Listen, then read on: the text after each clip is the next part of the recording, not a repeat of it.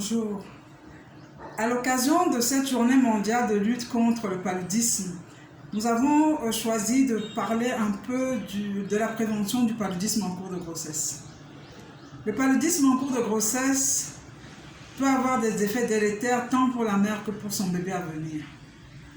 Le plasmodium particulièrement affecte et affectionne le placenta, qu'il va donc modifier dans sa structure et surtout altérer ses fonctions, notamment de transfert, d'échange d'oxygène et de nutriments de la mère vers son bébé.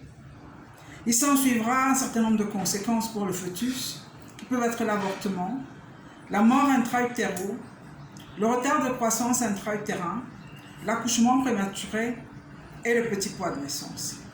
Le petit poids de naissance, qui se définit par un poids néonatal inférieur à 2500 grammes, peut avoir des conséquences dès la période néonatale, la période infantile et à l'âge adulte.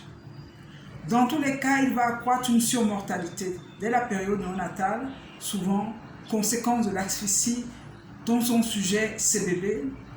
En période infantile, les enfants seront plus sujets également et plus exposés à une mortalité précoce. Et à l'âge adulte, il est connu aujourd'hui que ce petit poids de naissance expose au syndrome métabolique, au diabète et à l'hypertension artérielle. C'est dire que c'est un problème important qu'il faut véritablement combattre. Et ce pour cause également, la raison en est que le problème est un problème de santé publique. Selon les dernières enquêtes de démographie et de santé, il se pourrait qu'à peu près 10% de nos nouveau-nés soient concernés par le petit poids de naissance, une population d'à peu près 100 000 bébés. Et de plus, ce que l'on sait, c'est que parmi ces bébés de petit poids de naissance, le paludisme peut être imputable comme cause pour 25 à 35 voire 40% des cas selon les séries. C'est donc dire que lutter contre le petit poids de naissance revient à lutter contre le paludisme en cours de grossesse dans nos pays endémiques.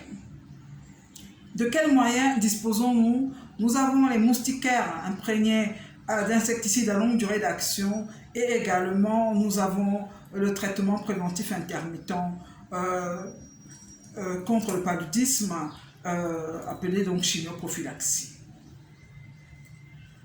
Concernant ce TPI, que nous disent les données? Déjà, pour les MILDA, à peine 45% des femmes enceintes ont dormi sous MILDA selon la dernière enquête de 2018. Mais également pour le TPI, les 3 doses qui sont recommandées n'ont été prises pour la première que pour 75% des femmes, pour la deuxième pour 54% et pour la troisième dose pour 32% des femmes. Largement insuffisant en dessous des targets qui sont recommandés d'au moins 80% des femmes prenant ces 3 doses. Donc c'est important pour chacun de nous, que ce soit les prestataires, les femmes enceintes, la communauté, de véhiculer ce message. Il faut prendre les 3 doses de TPI qui s'administrent à partir du 2e trimestre de la grossesse, à partir de 16 semaines, à raison d'une dose espacée de 1 mois, de la 2e puis de la 3e. Les 3 doses sont importantes pour parvenir à juguler cette problématique de petit poids de naissance dans notre pays. Nous pouvons le vaincre. Nous pouvons vaincre et permettre que tous nos bébés dépasse le seuil de 2500 grammes à la naissance. Ensemble, nous pouvons, à l'occasion de cette journée de lutte contre le paludisme, allons-y, ensemble, nous vaincrons le petit poids de naissance.